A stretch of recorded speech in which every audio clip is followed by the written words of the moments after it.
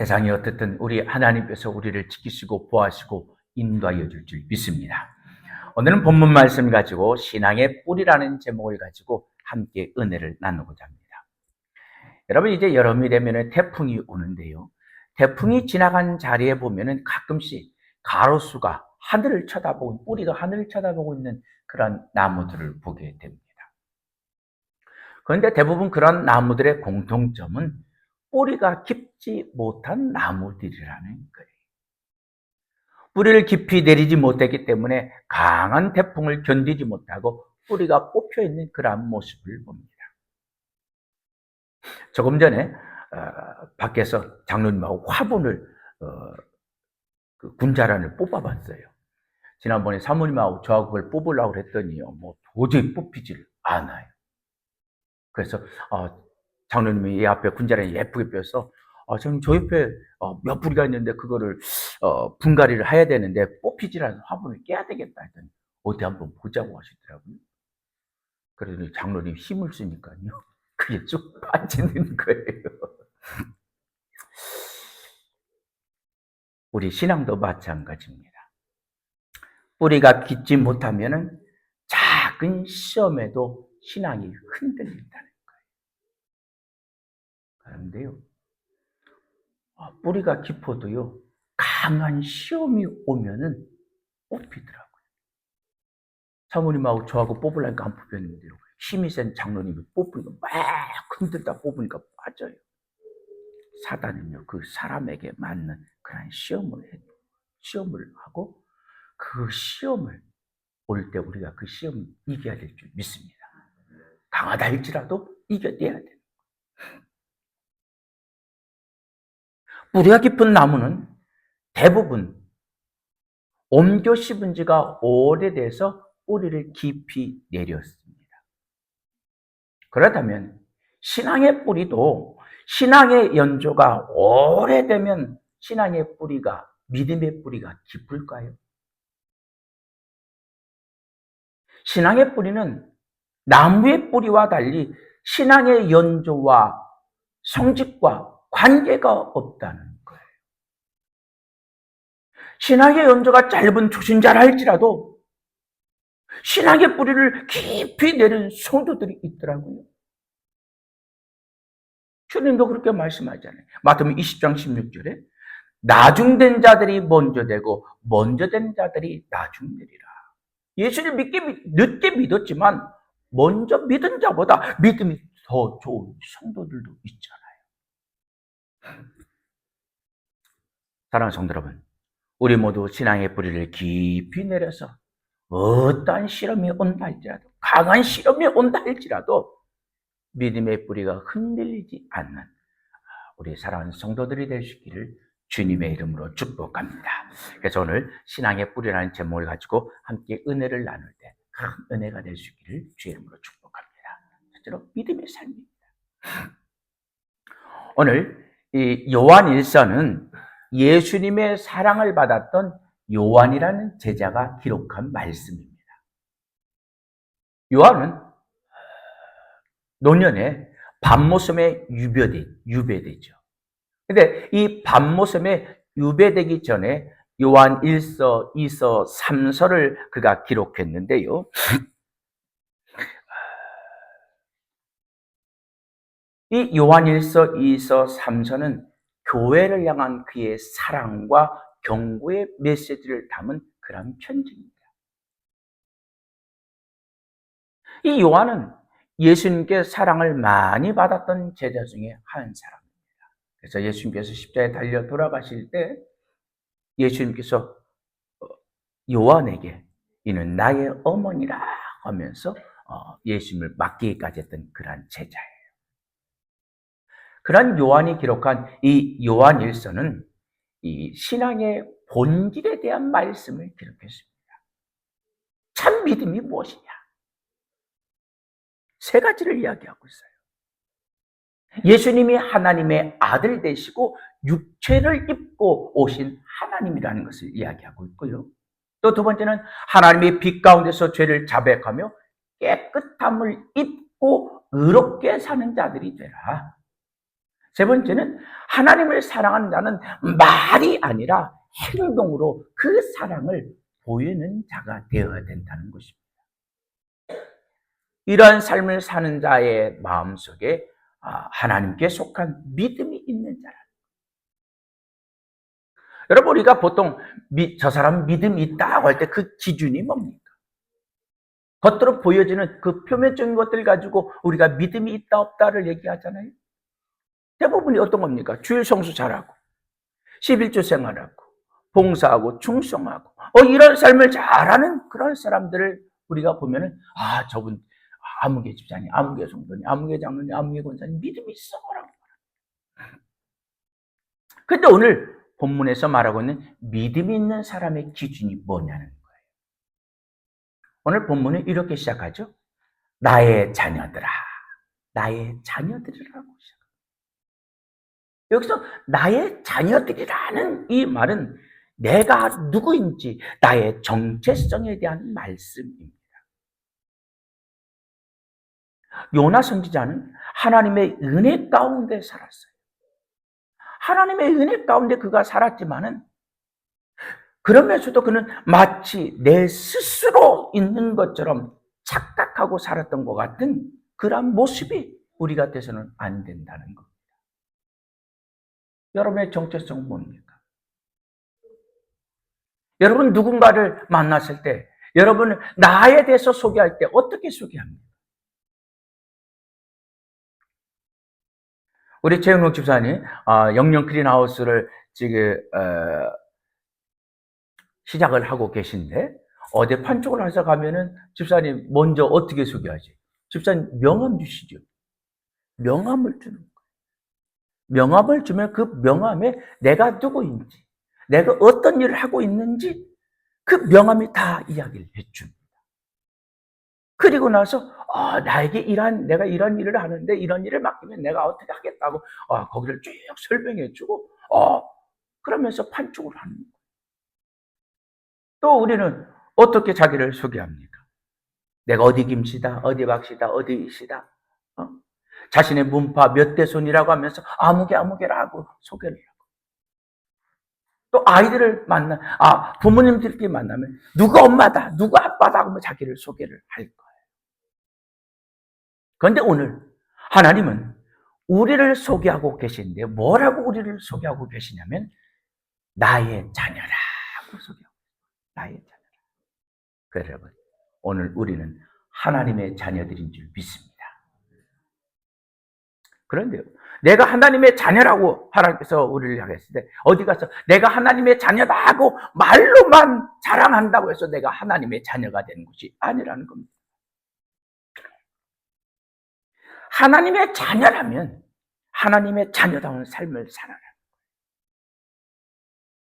그래서 오늘 본문에 보니까 하나님께서 나의 자녀라고 말씀하면서 1절에 이것이라는 말씀이 납니다. 이것. 여러분 본문에서 말하고 있는 이것이 무엇입니까? 그 내용을 보면 죄를 말하는 것이 아니에요. 죄가 되지 않게 하는 것을 말하고 있다는 겁니다. 그럼 죄가 되지 않게 하는 것이 무엇입니까?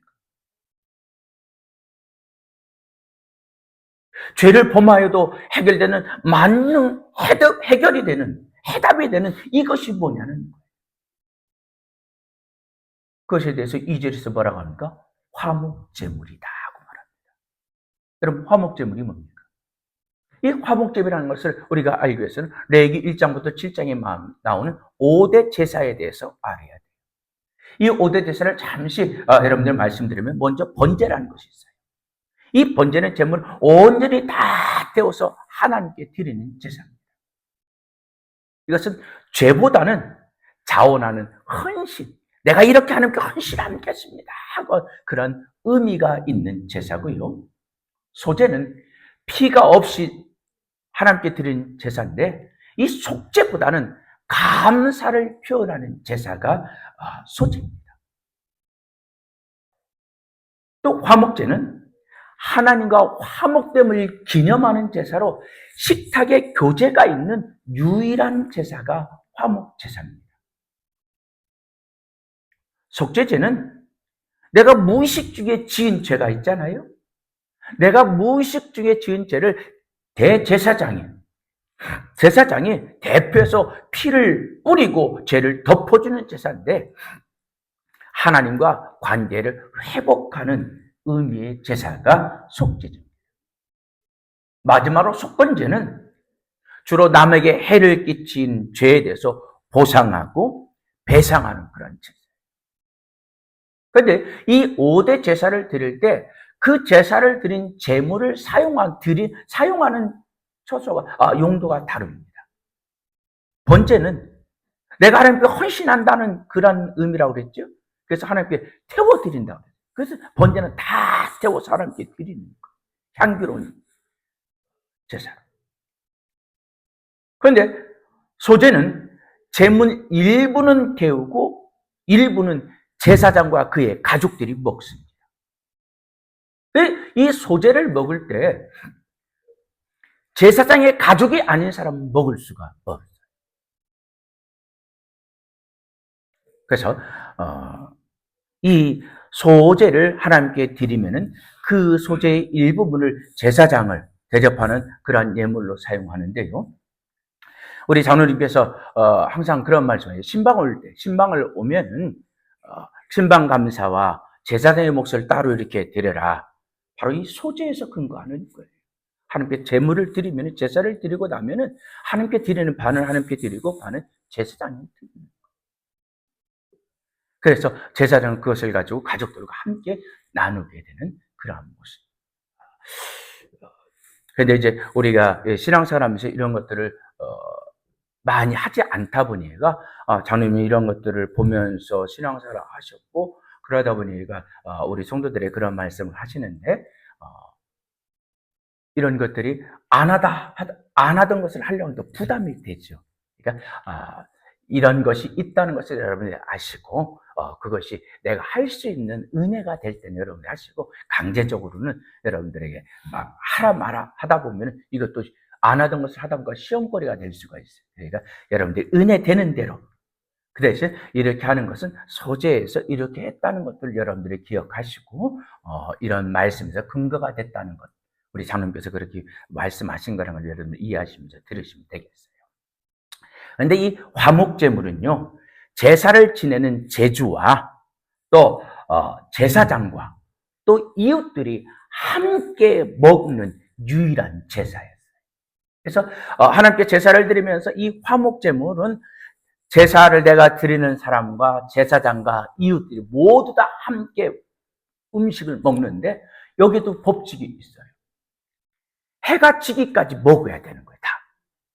그리고 만약에 해가 지기까지 먹지 못하고 음식이 남으면 그것을 묻어야 됐습니다.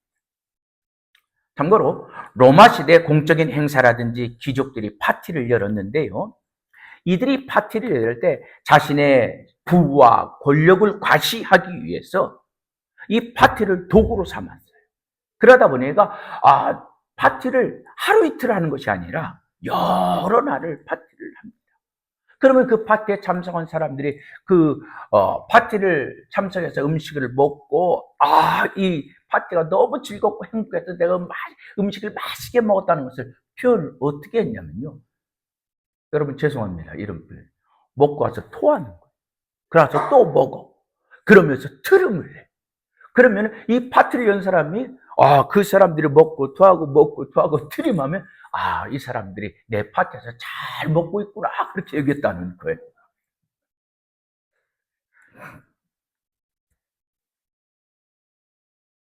왜요? 좀 이상해요? 그들의 문화니까.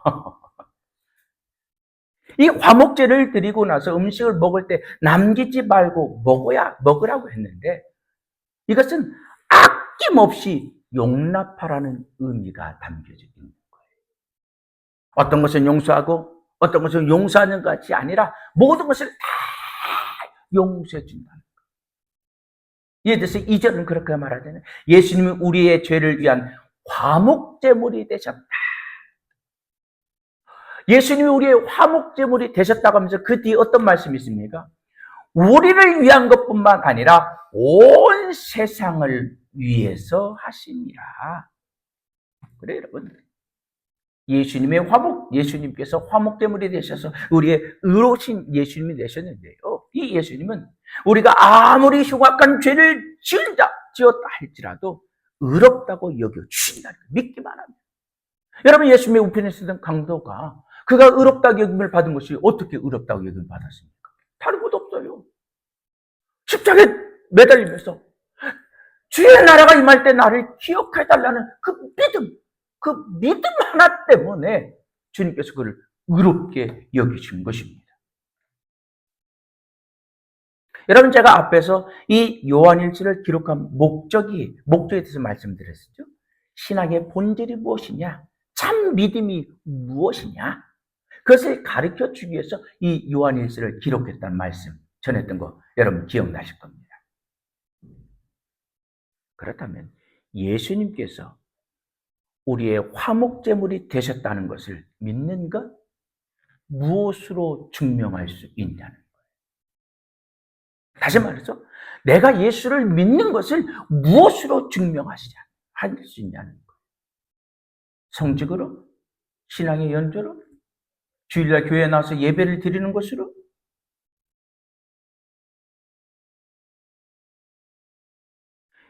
이것을 가지고는 예수님이 나의 화목제물이 되셨다는 것을 믿는 증거가 되지 않는다는 것. 예수를 믿는다면 당연히 주일 성수해야 되고요. 주일 성수하며 신앙생활을 하다 보면 교회에서 성직을 주고 그러다 보면 신앙의 연조가 쌓여지고 그거는 그냥 따라오는 거예요.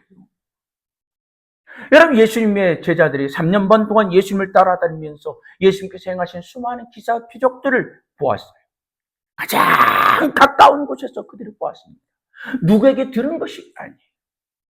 그렇다면 그 누구보다도 예수님에 대한 믿음이 있어야 되는 것 아닙니까?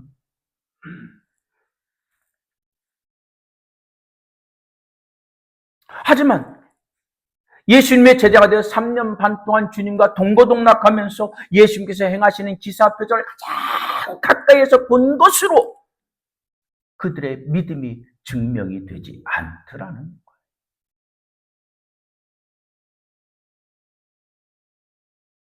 주님의 제자로 주님과 동거동락하고 주님께서 행하시는 기사 표적을 가장 가까이에서 본 것으로 믿음이 증거됐다면 빌라도가 예수님께서 붙잡힐 때, 빌라도에게 신문받을 때 손녀가 와서 이 베드로에게 뭘 합니까? 너도 갈릴리 사람 중에 하나다. 너도 저 예수와 함께 있었던 자다 하고 했을 때 베드로가 뭘 합니까? 주를 모른다고 부인하고 심지어 저주까지 하잖아요. 그뿐이었나요? 예수님의 무덤에 예수님의 시신에 향품 바르러 갔던 이 여인들이 이 부활하신 예수님을 만나고 와서 그들이 주님께서 그들에게 하셨던 그런 말씀, 갈릴리로 가서 너희를 만나겠다는 그런 말씀을 전했을 때 이들이 그 말씀을 들었다면 갈릴리로 뛰어갔어야 되는 것 아닙니까? 마가복음 14장 28절에 예수님께서 살아생전에 내가 살아난 후에 너희보다 먼저 갈릴리로 가리라. 예수께서 말씀하셨고 예수님께서 무덤에서 부활하신 예수님을 만나서 갈릴리에서 너희를 보겠다는 그런 말씀을 베드로가 들었다면 이 말씀을 듣는 순간 즉시 갈릴리로 달려갔어야 되는 것이 그들이 믿음이 있었다면 이런 모습들이 나와야 된다는 거죠. 그런데 어땠습니까? 여인들의 말을 듣고도 갈릴리로 가지 않았어요. 아니 심지어 부활하신 주님을 만난 이후에 그들이 어떤 행동을 합니까? 갈릴리 바다로 고기를 잡으러 갔어요. 여러분, 믿음은요 성직으로 신앙의 연조로 증명되는 것이 아니라는 거예요.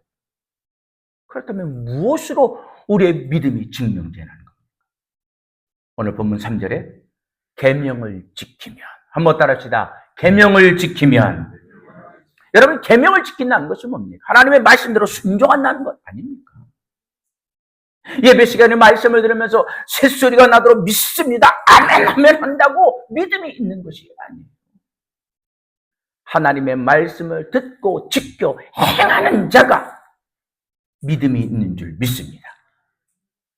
예수께서 나의 죄를 위하여 화목제물이 되심을 믿는 자가, 믿고 그 말씀대로 행하는 자가 믿음이 있는 거라. 여러분, 로마서와 야고보서가 있는데요, 로마서가 말씀하고 있는 것과 야고보서가 말씀하고 있는 것이 달라요.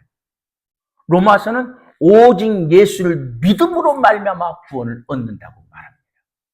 야고보서는요, 행함이 없으면 죽은 믿음이라고.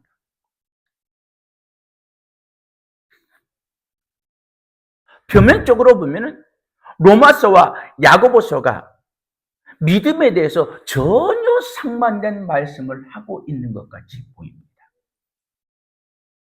하지만 이것은 상반된 것이 아니라 같은 말씀을 하고 있는 거예요. 야고보서와 로마서는 이 말씀을 받는 대상이 달랐어요. 사람이 다르니까 그들을 다가가는 접촉 방법도 다른 거죠. 마치 이런 거예요. 이 안개꽃을 어린 아이들에게 설명할 때와 또 여러분들에게, 어른들에게 설명할 때 다르게 설명하잖아요. 아이들에게는 이 꽃 모양을 그려가면서 이런 것을 안개꽃이라고 하는 거야 라고 한다면 어른들에게는 어떻게 하겠습니까? 이 안개꽃은 혼자가 있어도 예쁘지만은 다른 꽃과 어우러져 있으면 더 빛이 나고 아름답다. 작은 꽃들이 막 옹기종기 있어서 다른 꽃들을 좋아하는 아름답게 빛을 내는 꽃이다. 다르게 표현할 수가 있는 거잖아요. 지금 이 로마서와 야고보서가 그런 거예요. 먼저 이 로마서를 받는 대상은요, 예수를 믿지 않는 자들. 예수를 믿지 않는 자들에게, 그들에게 예수를 믿으라고 전하는 것은 뭐예요? 예수를 믿어야 구원을 얻는다. 오직 예수만이 우리의 구원주가 되신다는 것을 강조했던 겁니다.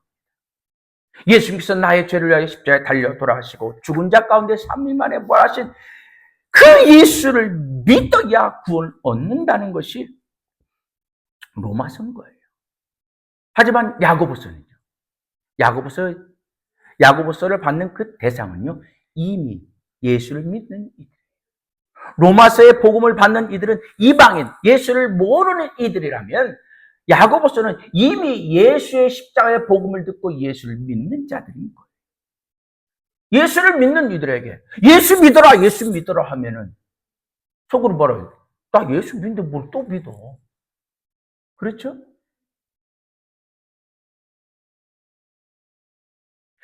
이 예수를 이미 믿고 있는 이들에게 야고보 기자는 뭐라고 말씀하고 있냐면, 너희가 예수를 믿는다면 믿는 증거가 있어야 된다는 거예요. 그것이 행위를 이야기해요. 야고보서가 말하는 이 행위를 이야기하는 것은 믿음이 선행된 행위입니다. 예수를 믿는 믿음이 선행된 행위. 너희가 예수를 믿는다면 거기에 대한 행위, 거기에 대한 모습이 나타나야 된다는 것을 이야기하고 있는 겁니다. 그래서 예수님은 뭐라고 하십니까? 너희 세상의 빛이요 세상의 소금이라.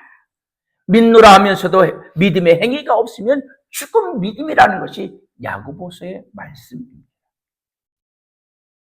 그래 여러분, 야고보서와 로마서는 이처럼 다른 것을 이야기하고 있는 것이 같은 것을 이야기하고 있는 겁니다. 그래서 사도행전 4장 12절에 그렇게 말씀하잖아요.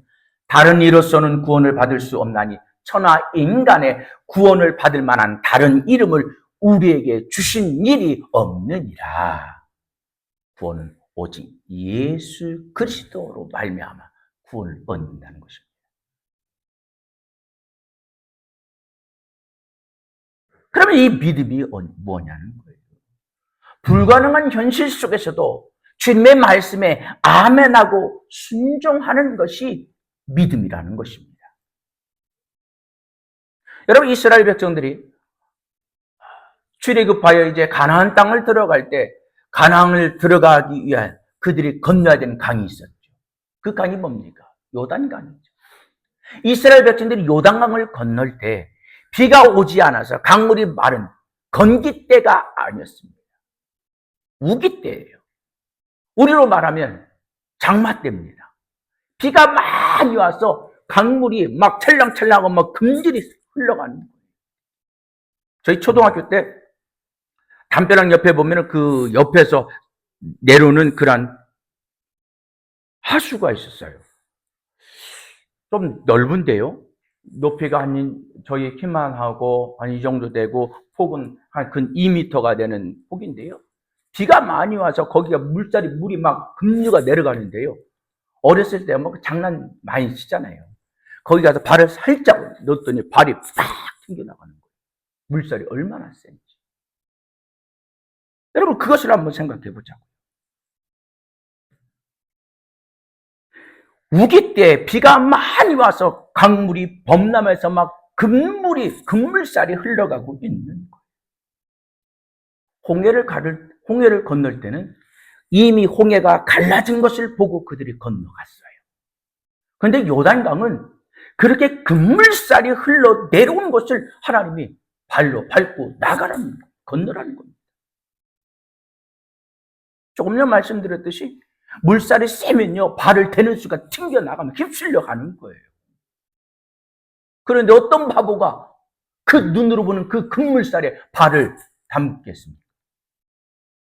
그런데도 하나님이 가라는 거예요.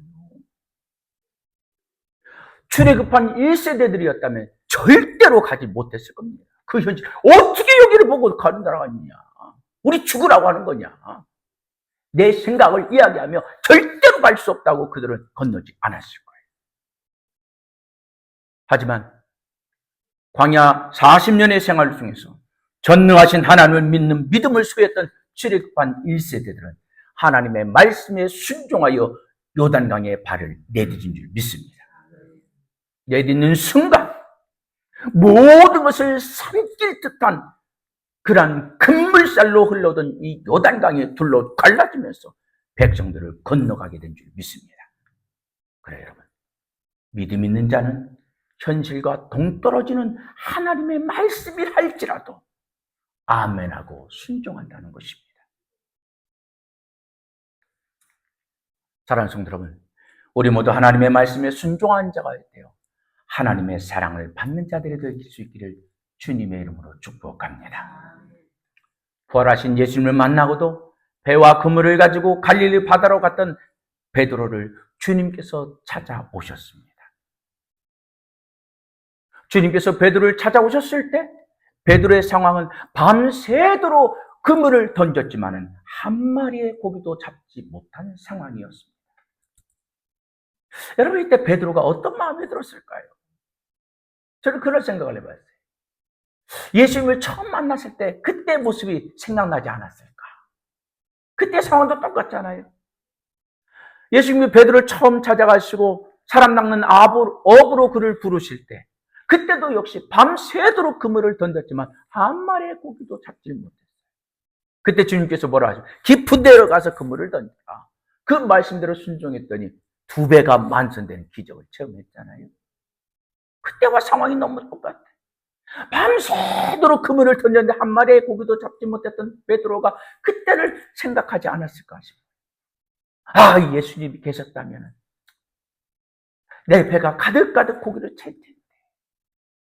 그런 마음이, 간절한 그런 마음이 있을 때 누군가, 어떤 사람이 바닷가에 서서 말씀하시는 거예요. 배 오른편에 그물을 던져라. 그러면 고기를 잡을 거라는 거예요. 한번 배 오른편 쪽에 그물을 던져볼래? 한번 던져보세요. 그것이 아닌 거예요. 던지면은 고기를 잡는다는 겁니다. 여러분 생판 모르는 사람에게 베드로가 그의 말을 듣고 따를 사람입니까? 예수를 따르느라고 잠시 갈릴리 바다를 떠나 있었지만은 어느 시간대에 어느 포인트에 그물을 던지면 고기를 잡는다는 것을 누구보다도 잘 아는 이 갈릴리 바다에서 박사가 베드로 아닙니까? 그런데 베드로가 얼마나 갈급했던지 생판 모르는 사람의 말을 듣고 배 오른편에 그물을 던졌어요. 그런데요, 밤새도록 그렇게 그물을 던지고 던져도 빈 그물만 올라오던 그 그물에 고기가 얼마나 많이 잡혔든지 요한복음 21장 6절에 보니까 들 수가 없더라. 들 수가 없을 정도. 그 그물을 육지로 끌어올려서 보니까 그 그물에 잡힌 고기가, 큰 고기가 153마리가. 이 사건을 통해서 베드로는 주님의 말씀에 내가 주를 사랑한다고 고백하고 주님의 말씀에 순종하여 사람 낳은 어부, 주님께서 부르셨던 그 사명을 감당하기 위하여 복음을 들고 나가서 하나님의 말씀을 외쳤던 것 아닙니까? 사랑하는 성도 여러분, 여러분은 하나님을 사랑하십니까? 하나님을 사랑하십니까? 그렇다면 말씀에 순종하시기를 바랍니다. 내 발의 길이 되고 내 길의 빛이 되시는 하나님의 말씀에 순종하는 사람이 믿음의 사람이라는 거예요. 그러면 내가 하나님의 말씀에 순종하고 싶다고 순종하느냐? 내가 순종하고 싶어도 하나님이 신뢰가 되지 않는다면 순종할 수가 없는 거예요. 하나님을 신뢰할 수 있기를 주의 이름으로 축복합니다. 죄를 급한 1세대와 2세대의 차이점은 다른 것 없어요. 하나님을 신뢰하느냐, 신뢰하지 않았느냐. 전능하신 하나님이 우리와 함께하는 것을 신뢰하지 못했던 죄를 급한 1세대들은 광야에서 모두 다 죽었지만 전능하신 하나님이 우리와 함께 하신다는 그 하나님을 신뢰했던 출애굽 2세대들은 조상들의 약속했던 가나안 땅을 기업으로 받아들인 줄 믿습니다.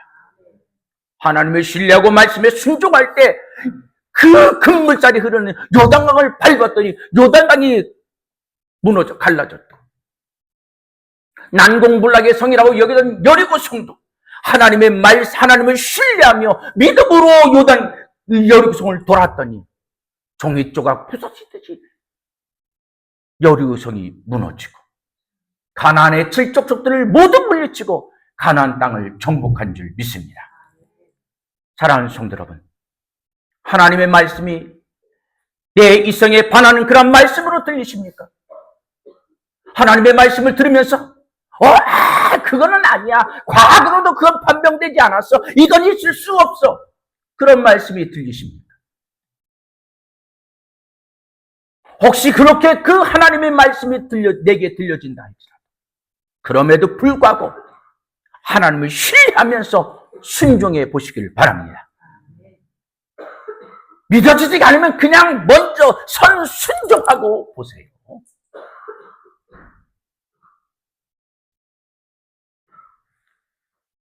지난번에 그런 말씀을 하더라고요.